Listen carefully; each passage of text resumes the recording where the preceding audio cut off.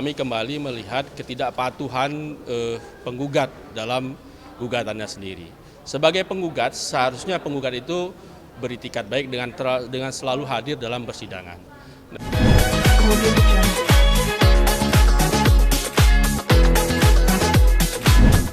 Baik, terima kasih kawan-kawan rekan-rekan wartawan.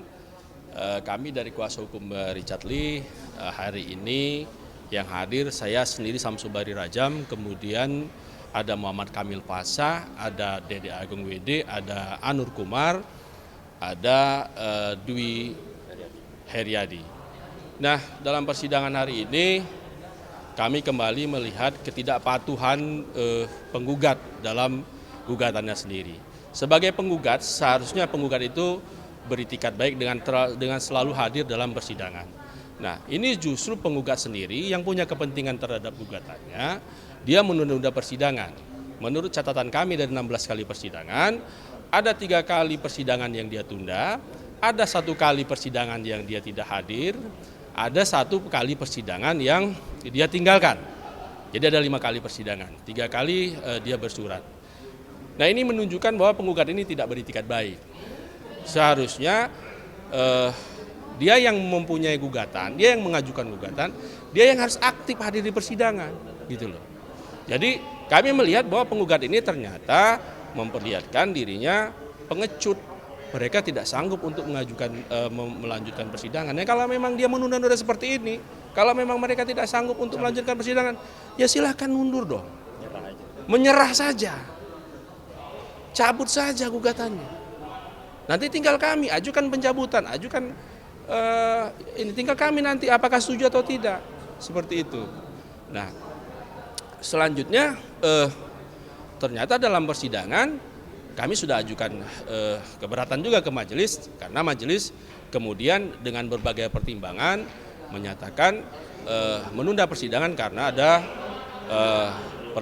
surat permintaan itu. Walaupun majelis juga memberikan catatannya apabila dalam persidangan selanjutnya penggugat tidak hadir, maka penggugat akan ditinggal. Menurut kami ya majelis juga sudah memberikan waktu yang cukup ya, kesempatan yang cukup. Cuman kami juga mesti dipertimbangkan juga oleh majelis, karena apa? Kami sudah hadirkan penggugat, sudah hadirkan saksi dari luar kota, dan kami sudah patuhi jadwal yang ada seperti itu. Juga kami tadi sampaikan keberatan tentang penundaan ini. Nah, selanjutnya kami menyatakan keberatan supaya keberatan kami dicatat, dan keberatan ini sudah dicatat oleh majelis hakim. Nah, majelis menyatakan sidang akan ditunda dalam minggu depan, dan tentu itu sekali lagi sebagai pihak tergugat yang selama ini memperlihatkan itikat baik, ya kami tentu merasa dirugikan dengan penundaan-penundaan seperti ini. Demikian. Untuk pihak saksi sendiri yang datang hari ini? Saksi sendiri ada saksi fakta dan ahli yang sudah kami siapkan. Kami tidak bisa sebutkan nama karena kami tentu punya strategi tersendiri untuk tidak menyebutkan saksi. Karena saksi kami biasanya saksi kejutan yang tentu akan mengejutkan pihak penggugat dalam hal ini, seperti saksi-saksi kami sebelumnya. Ya, terutama waktu ya. Kami kalau kemarin kami bisa memaklumi penundaan persidangan karena alasan undang-undang, karena 2 hakim sakit. Nah, kalau ini kan penundaan karena ada permohonan dari pihak penggugat, dan itu pun sudah 3 kali seperti itu. Nah, kami sudah meminta majelis hakim untuk bertindak tegas, dan hakim juga menyatakan jika minggu depan pihak penggugat tidak hadir, maka persidangan akan tetap dilanjutkan. Ya, kita akan hadir dengan saksi, kita akan siapkan saksi. Kalau peringatan, ya kan kami melihatnya penggugat ini kan tidak beritikat baik. Dari awal dia membuat kegaduhan. Kemudian dalam persidangan kemudian mengancam, mengintimidasi, dan tentu menurut kami itu tidak mempan lah untuk kami, apalagi terhadap kuasa hukum ya. Apa yang disampaikan oleh penggugat berarti intimidasi, seperti mendorong, kemudian mengancam, mengkuliti di dalam persidangan, itu menurut kami lucu-lucuan saja yang disampaikan oleh penggugat, karena biasanya kalau ngancam itu nggak akan ada kejadian. Kami anggap penggugat ini memang dia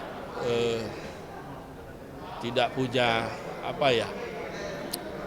sikap gentleman. Kalau memang dia tidak sanggup, tidak bisa hadir, toh kan lawyernya juga banyak, kuasa hukumnya juga banyak. Apalagi mereka klaim bahwa kuasa hukum mereka itu ada 30 orang.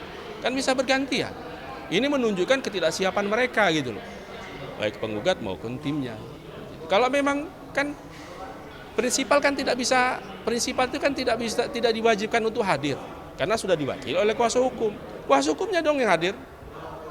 Sama seperti persidangan sebelumnya ketika kuasa hukum penggugat mengundurkan diri, meninggalkan persidangan, walk out. Kan sudah hadir penggugat. Tetapi karena mereka menyatakan tidak siap akan pemeriksaan saksi, maka mereka keluar. Nah, kami mencurigai sebenarnya ketidakhadiran ini karena mereka tidak siap untuk menghadapi saksi kami seperti itu. Tapi dengan alasan bahwa ketidakhadiran mereka itu dikarenakan penggugat ada kegiatan yang tidak bisa ditunda, kemudian ada juga kegiatan kuasa hukumnya di tempat lain. Nah, saya mendapat informasi bahwa ada pemeriksaan perkara pidana di Sumut yang sedang berjalan. Apakah mungkin penggugat juga hadir dalam proses pemeriksaan laporan itu? Tapi kami lebih melihat begini, ini karena ketidaksiapan penggugat saja sebenarnya ketidakhadiran ini.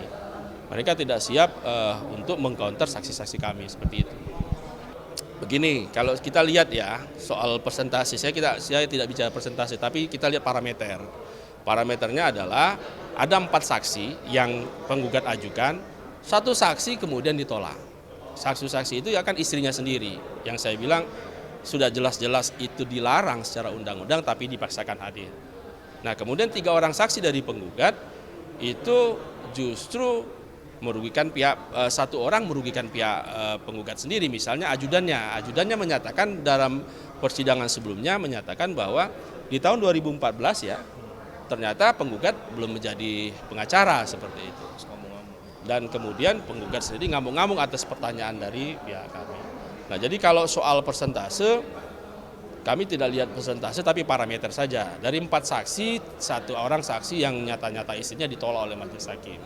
Nah, 3 orang saksinya, 1 saksi ajudan menyatakan bahwa di tahun 2014 menyatakan bahwa yang bersangkutan belum jadi pengacara seperti itu. Jadi kita itu kan selain saksi ada ahli. Ada saksi, ada ahli yang kita ajukan. Dan bukti-bukti tertentu sudah disampaikan.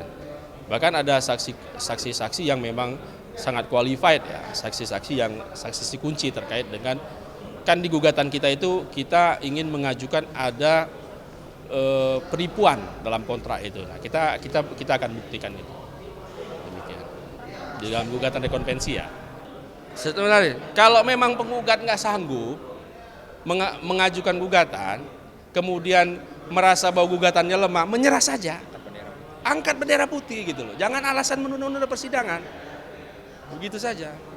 Jadi jangan alasan ada kegiatan, ya udah pakai bendera putih aja, nyerah aja gitu. Jangan dengan alasan ada kegiatan, kemudian ada kegiatan yang tidak tinggal. Tuh ada lawyernya, ada kuasa hukumnya. Banyak lagi 30. Berebut katanya kuasa. Kalau memang mereka nggak sanggup hadir di persidangan, nyerah, angkat bendera putih, ajukan di persidangan. Nanti kami melihat apakah kami setuju atau tidak gitu loh. Kan begitu skemanya. Kalau kami tetap akan maju, karena apa? Kami punya standing yang kuat dalam kasus ini. Kedua, kami juga mengajukan gugatan balik ya, rekonvensi. Nah, standing atau legal standing kami maupun argumentasi hukum kami lihat memang cukup kuat. Dan kami tentu kalau dari saksi-saksi yang ada, kami cukup kuat untuk memenangkan perkara ini. Demikian.